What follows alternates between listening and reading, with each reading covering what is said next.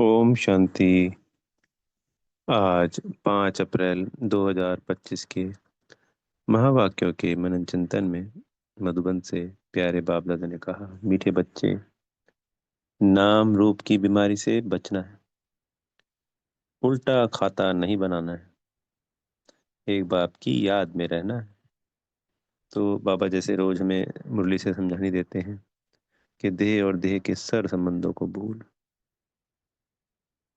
तो स्वयं की देह को तो भूलना ही है, पर दूसरे की देह को भी भूलना है। बाबा ने एग्जाम्पल भी दिया आज मुरली में कि एक दो को छुप छुप के चिट्ठी लिख देते हैं, पर उस वक्त चिट्ठी थी, आज फोन पे बातें हो जाती हैं। और ऐसे अनेकों एग्जाम्पल हुए जब जिन्होंने यज्ञ में रहते हुए ही एक दो से या तो शादी कर ली या एक दो के प्रति आकर्षित होके अपने आप को, अपनी अवस्था को गिरा दिया। तो ये माया के साथ हमारी लड़ाई है। ये हमारा पेपर होता है, इसमें जीत हासिल करनी होती है। जो बाबा की याद में रहते हैं उनकी तो विजय निश्चित हुई पड़ी है, पर जो कभी बाबा को याद नहीं करते हैं तो कुछ भी हो सकता है। बाबा ने कहा कि ऐसे बहुत सारे बच्चे हैं। एक तो हम पोता मेल नहीं देते हैं बाबा को, माया पोता मेल भी नहीं रहने देती है। और ऐसे लवली बाबा जो हमें विश्व की राजाई देते हैं, पतित से पावन बनाते हैं, हमें टीचर बनकर पढ़ाते हैं, सदगुरु बनकर साथ ले जाते हैं, उनको याद भी नहीं करते हैं। याद का मतलब ही है अपने को आत्मा समझना और बाबा बिंदी को याद करना, ये यथार्थ याद है। अगर हम वैसे देह में रह के बाबा को याद करते हैं तो उसकी प्रारब्ध कम है और यथार्थ याद की प्रारब्ध अलग है। सिर्फ प्रारब्ध के लिए बाबा को याद नहीं करना है, ये सिर्फ समझने के लिए है। ऐसा बाबा जिसको सारा संसार ढूंढ रहा है, हमने भी 63 जन्म ढूंढा है, वो मिल गया, अहो सौभाग्य। बाबा ने कहा भक्ति करते थे तो खूब याद करते थे, डरते भी थे, पर अब तो डर ही नहीं है। बाबा बाबा करते करते बाबा को भी अपना जैसा समझने लगते हैं। तो इसलिए कभी कभी हमें कुछ सेकंडों के लिए याद करना चाहिए कि वो ऑलमाइटी अथॉरिटी, वो भगवान, वो इस सृष्टि का रचयिता, तीनों लोकों का मालिक है, वो हमें मिला है, उसे याद करना है, जिसको सारा संसार आज भी ढूंढ रहा है। बाबा ने कहा कि अंत तक भी ऐसे बहुत बच्चे मिलेगी संसार की आत्माओं की, जो श्री कृष्ण को ही भगवान मानते हैं या औरों को भगवान मानते हैं और अंत तक उन्हीं को मानेंगे। तो चाहे हिंदू धर्म की आत्मा यानी द्वापर और कलयुग की भक्त आत्माएं हैं, और चाहे दूसरे धर्मों की आत्माएं हैं, उनको अंत में छोटा सा परिचय मिलेगा कि वो आत्मा बिंदी, मैं आत्मा बिंदी, वो हमारा बाबा है, और उनको याद करने से ऐसे विक्रम विनाश होते हैं। ज्ञान नहीं लेंगे वो, तो इस परिचय से सजाएं तो खानी पड़ेंगी, क्योंकि पूरा हिसाब किताब चुकतू नहीं किया है, और इस धर्म में भी नहीं आएंगे क्योंकि वो स्कूल की है ही नहीं। जो स्कूल की हैं वो अपनी पढ़ाई पढ़ती हैं और वो 33 करोड़ में आ जाते हैं। वैसे तो बाबा हमेशा 9 लाख आत्माओं की ही बात करते हैं, क्योंकि हम 9 लाख आत्माओं के ही पूरे 84 जन्म होते हैं।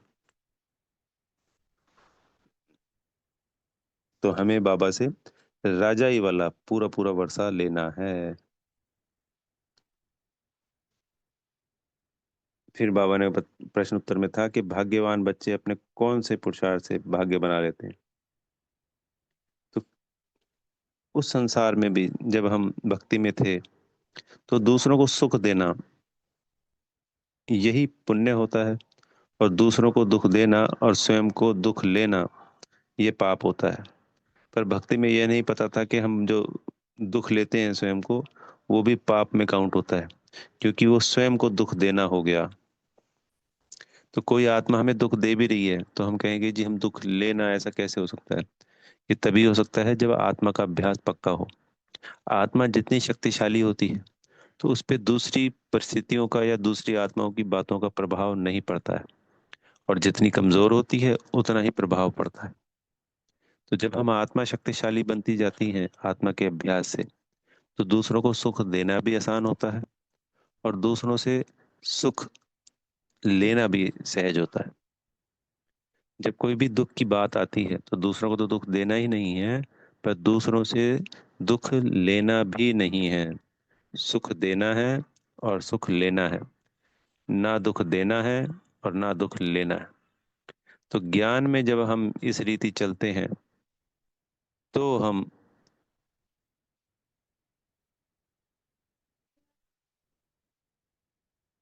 तो हम जो प्राप्तियां हैं वो अखुट होती हैं, क्योंकि दुआएं मिलती हैं,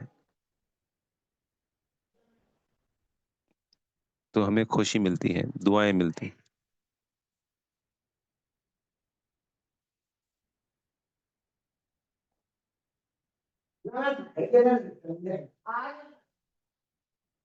तो इन दुआओं से हमें जो ये प्राप्तियां होनी हैं, क्योंकि जब हम सुख देते हैं तो हमारी अवस्था दुआओं की वजह से खुशी में रहती है, और हमारी प्राप्तियां अखुट होती हैं, और हमें हमेशा खुश रहते हैं, सुखी रहते हैं।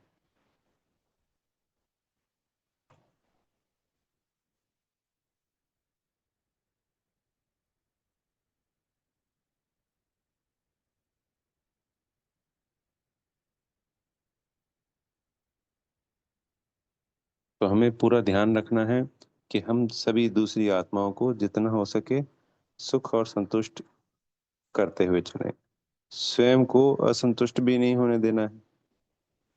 ये सब कभी होता है जब हम आत्मा का अभ्यास पक्का करते हैं।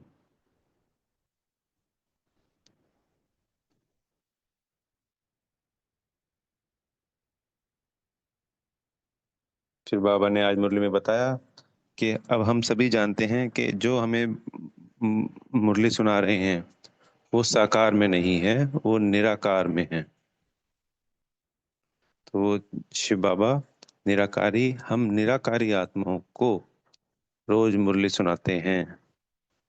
कोई साकारी मनुष्य नहीं है जो हमें मुरली सुना रहा है।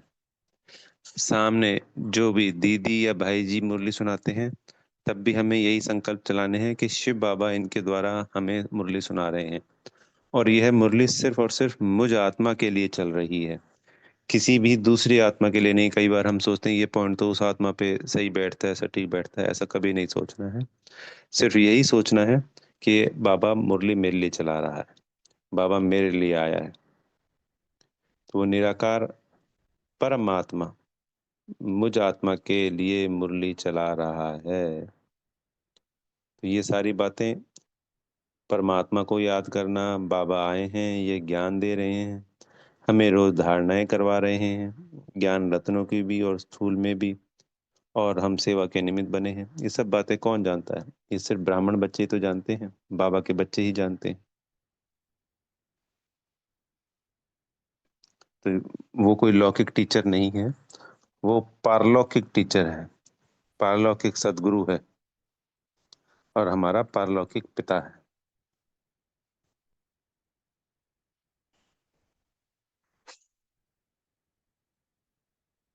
बाबा ने आज कहा कि हमें सिद्ध करना है कि गीता का भगवान श्री कृष्ण नहीं, शिव है। क्योंकि संसार की सभी आत्माएं यही जानती या मानती हैं कि गीता श्री कृष्ण ने सुनाई है। तो ये बात सिद्ध होगी, पर अंत तक होगी। इसमें बाबा ने कई मुरलियों में हमें समझाने दी है कि कोर्ट केस होगा और उससे सिद्ध होगी। बाबा के बच्चे सब लगे हुए हैं इस बात को सिद्ध करने में, पर जो जैसे होना है ड्रामा में नूंद है वो वैसे ही होगा। पर हमें रोज ये पुरुषार्थ, दूसरों को समझाने देने वाला ज्ञान का, आत्मा और परमात्मा का परिचय, और बातों बातों में जो भी बातें सिद्ध होती हैं, निकल के आती हैं, बाबा जो हमें पॉइंट मुरली के सुनाते हैं, इन्हीं पॉइंटों का आधार लेकर दूसरी आत्मा भाइयों को समझानी देनी है। और जब ये सिद्ध हो जाता है कि कोई भी आत्मा इस बात को मान लेती है कि मैं आत्मा हूँ और शिव निराकार परमात्मा मेरे पिता हैं, तो फिर उसके लिए ज्ञान में आना सहज हो जाता है और बाबा को याद करना भी सहज हो जाता है। तो जो बाबा कहते हैं कि उन्हीं बच्चों पे बाबा अटेंशन रखते हैं जो सेवा करते हैं, सर्विस करते हैं। दो चीजें, एक तो आत्मा समझ परमात्मा को याद करना, दूसरा दूसरी आत्माओं को यह मैसेज देना।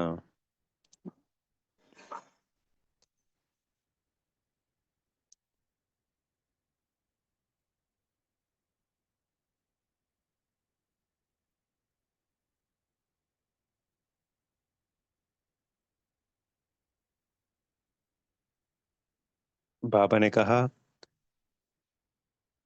कि दूसरी जो आत्माएं आती हैं, जैसे बाबा ने कहा था ना कि भाई कोई भी, जिससे अगर हमें रिबन कटवाना है, उद्घाटन करवाना है, तो उनको पहले समझानी दो। तो उनको वो समझानी लेते भी हैं और अपना ओपिनियन भी लिख के जाते हैं। और जो यज्ञ में भी आते हैं, कई बार तो कोर्स करके चले जाते हैं। आप सबने भी देखा होगा सेंटर पे कि 10 लोग अगर कोर्स करने के लिए आते हैं, या 20 लोग या 50 लोग आते हैं, तो उनमें से कोई एक निकलता है। तो अपना ओपिनियन लिख देते हैं।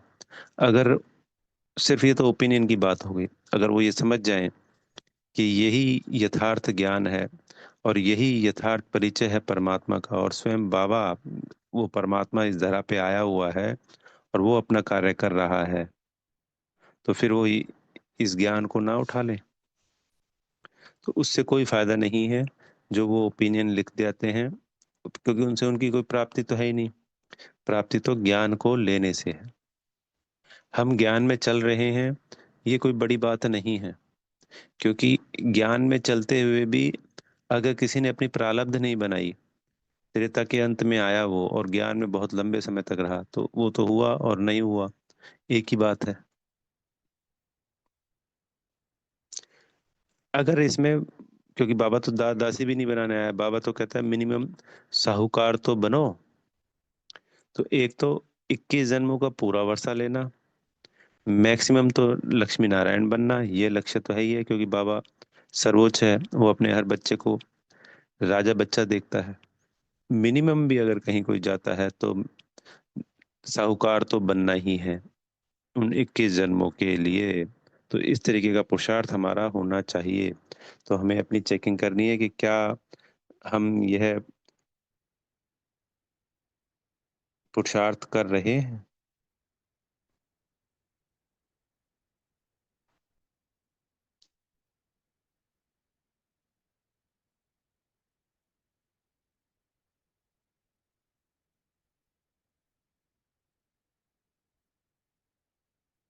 और मुख्य बात तो वही है, अपने को आत्मा समझ, दूसरे को, दूसरा कौन, मीठे मीठे बाबा को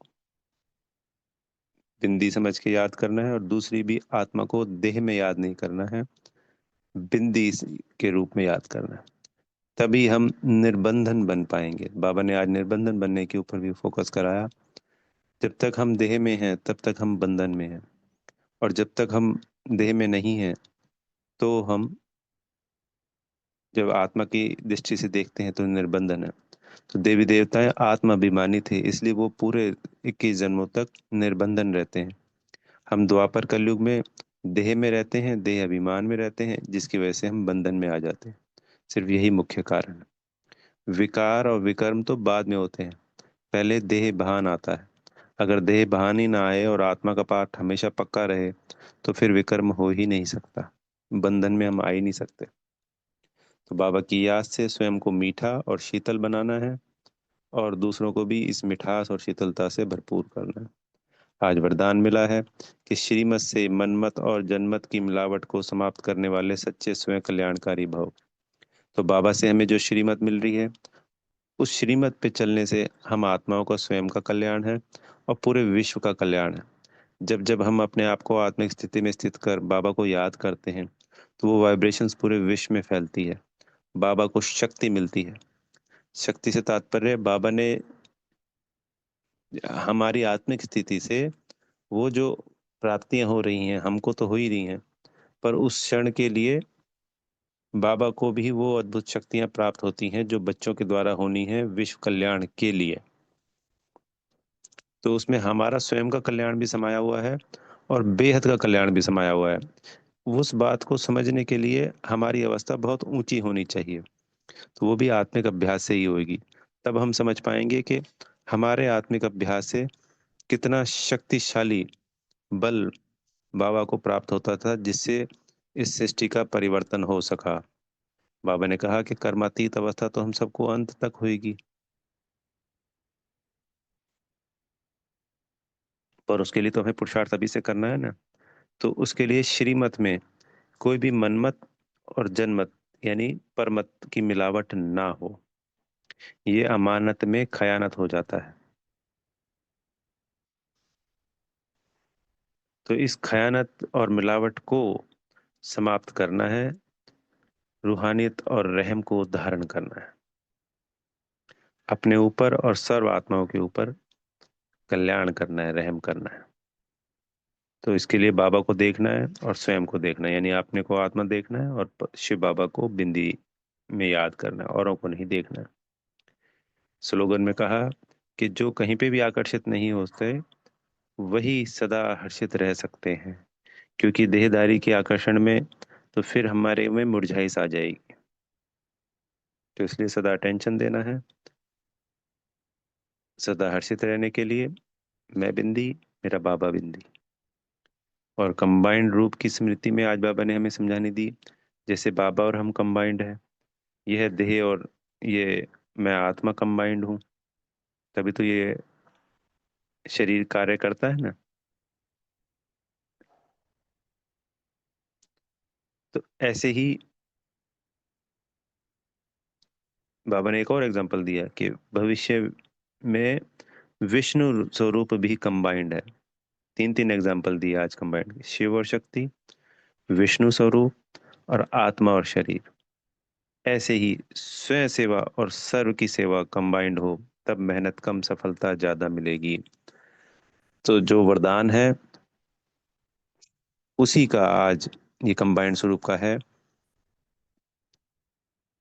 कि जो स्वयं की सेवा और सर्व की सेवा भी कंबाइंड हो निस्वार्थ भाव से। स्वयं की सेवा भी हो रही है और उसी से विश्व का कल्याण भी हो रहा है, सबकी सेवा हो रही है।